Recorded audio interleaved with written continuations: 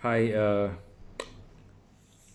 I'm actually covering First Corinthians chapter 5, verse 9 to 13.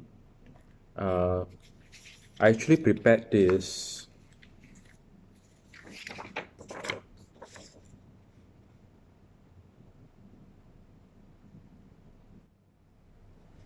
yesterday.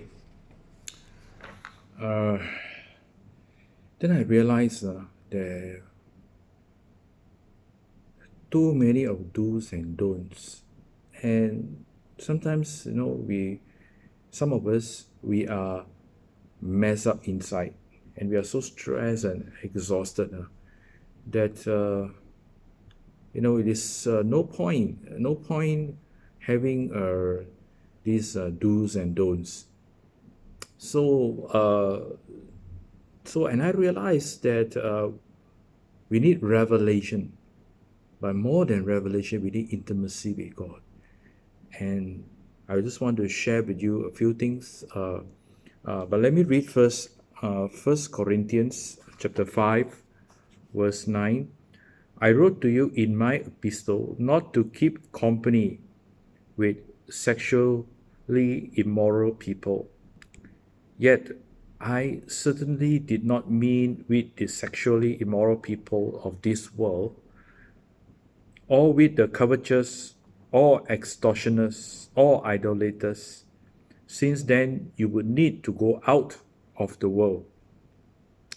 But now I have written to you not to keep company with anyone named a brother who is sexually immoral, or covetous, or an idolater, or a reviler, or a drunkard, or an extortioner, not even to eat with such a person. Verse 12. For what have I to do with judging those also who are outside? Do you not judge those who are inside? Verse 13. But those who are outside, God judges. Therefore, put away from yourselves the evil person. So I just want to summarize before I go into what I really want to say. First, first point is that we are in the world, but not of the world. Second point, the world must not be within us as individuals or within us corporately together as a body. We cannot be like the people of the world so that we can win them over. If we are like them, then we are saving them to become like what? Romans 8:29. Salvation is not just about going to heaven, it's about becoming like Christ. We are predestined to conform to the image of Christ. So, if we are becoming like them to save them, then we are saving them to become like what? And so just this, and I just want to talk about First John chapter 2, verse 15 to 17. Okay, and let me read. Do not love the world or the things in the world. If anyone loves the world, the love of the Father is not in him. For all that is in the world, the lusts of the flesh, the lusts of the eyes, and the pride of life is not of the Father, but is of the world. And the world is passing away, and the lust of it, but he who does the will of God abides forever. So we get into sin, right? And one definition of sin is missing the mark. Missing the mark. We get into sin when we get out of the will of God. So, so the devil traps us. He pounds. He pounds. He wait in hiding, right? And he knows where you are going. He wait in hiding at the path as you approach. He pounds you. Why? To get you to get out of the will of God. And I've always been saying this over and over and over and over and over again, and I probably have to say this until the rest of my life, is that God is a person. He is a person. We have a relationship with Him. That's why He is a person. You cannot have a relationship with somebody who is not a person. And if it's a person, means He got His will, He got His taste, He got His preferences, He got His choice. The New Testament, the New Covenant did not take away that from God, because he has to comply with certain things that means his personality, his preferences, his nature is being put aside. No. Therefore, when we are walking with God, we must know who is the major person. It's not us. It's not when we walk with Him, it's not He follow us. We decide where to go, when to go, how to go, and God will comply. No. Okay? We have this relationship with Him, we walk with Him, and His will is the major, is the more important. But most of all, He is God and He knows better than us. We are so prideful to think that we know better than God, so we are telling God what is the thing that we need or we want or what's the right thing. It is arrogant, right? It's arrogant. So we come to have this relationship with God, and we know that we have to be in His will. But what is the next thing? What is the next thing? Is that it's about love. Because if we love the world, the love of the Father is not in us. So it is about this intimate relationship with Him. So that is, and we talk about Paul, right? 2 Corinthians chapter 12. You can have abundance of revelations, still you can fall and backslide. So above and beyond revelations, right? And I have revelations that I'm not even prepared to share with you because you're not ready. Honestly, I'm not being arrogant. I'm not being prideful. I'm not, because there's so much that has gone on into the shape your theology, your thinking, that if I will tell you something you are not prepared, probably I will have a very negative, even repulsive to the point of reaction from you, because this is the situation we are in. But I have revelations that you cannot even find in a book. Right? There are things that I will tell you that I confirm with my mentor, a very well-known Bible teacher, and he has confirmed it, but he himself cannot share it because people are not ready, because we have been influenced and shaped by the theology that has been built up, the popular theology, right? The popular theology, and we are a creature, right, that go after popular. Popular means good, right? Popular, established means good, right? So it's just like we choose the restaurant that we want to go to, right? So, but having said all this, there is something more important than revelations, right? It is intimacy with God. And without the strength and the power of an intimacy with God, you can have all the do's and don'ts, right?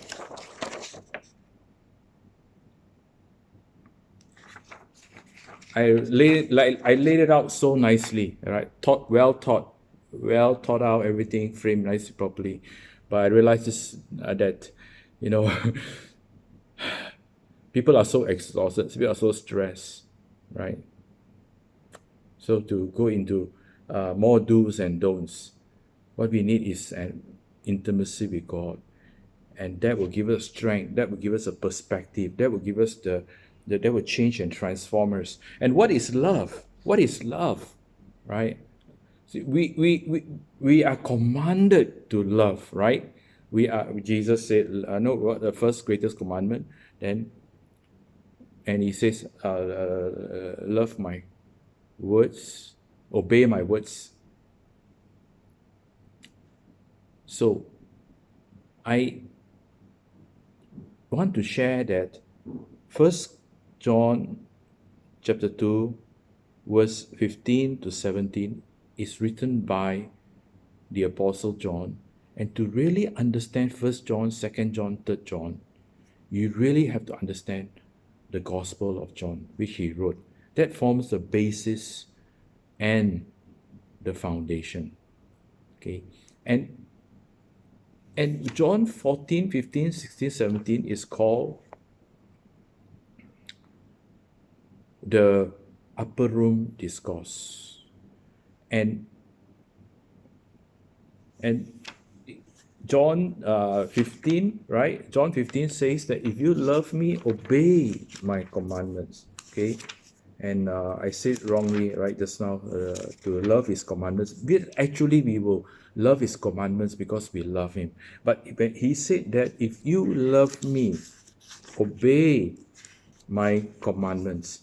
And this upper room discourse, okay, in Revelation 3, he said that I knock, Jesus said, I knock and you open, I will come in and sup with you. And there's intimacy. And this intimacy that the on the road, the two disciples walking with Jesus on the road to Emmaus, right? That intimacy. So John, if you read the words, obey my commandments, do this, do that, it's actually, we really need to really understand the context, because it is called the upper room discourse because Jesus is about to be crucified, and he had the supper, we call the Lord's Supper. We had supper with them, and it all happens, this teaching happened, John 14, 15, 16, 17, happened there. So when we read, say, obey this, do this, it is through that intimacy, that supper. When we talk about the Lord's Supper, sup with them, it was that intimacy, because Jesus came to reveal the Father, to show the Father, not just what they hear and they see. Because 1 John, let me read.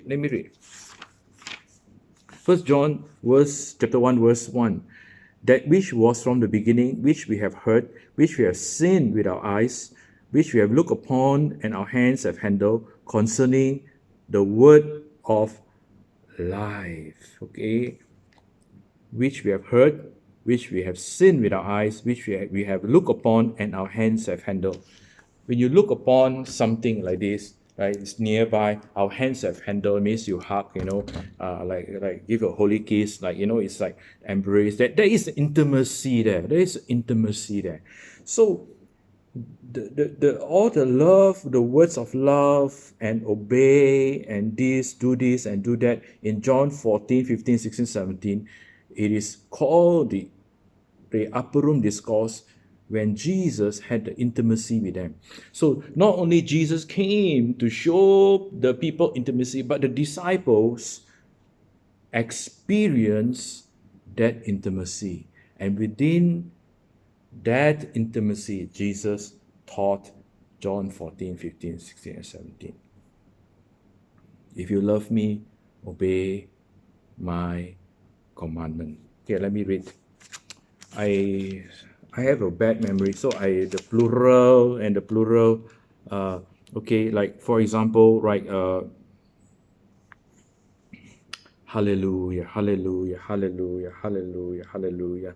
John 14, verse 23, Jesus answered and said to him, if anyone loves me, he will keep my word, and my Father will love him, and we will come to him and make our home with him.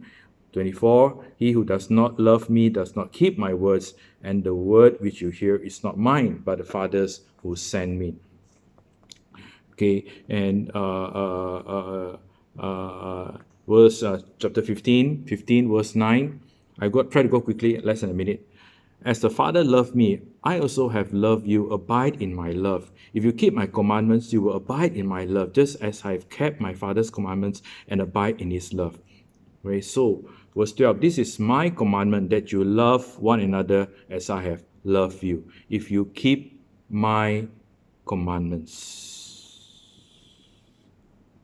All right, so that setting, that environment was that experience was an experience of intimacy. During the Lord's Supper, Jesus opened his heart to them, and they come to a place, a relationship of intimacy. Love means relationship. Love means more than relationship, because there are many types of relationship, business relationship, etc., etc. But love relationship is about intimacy, and within that context of this love, intimate relationship, Jesus gave them the commandments. God bless you.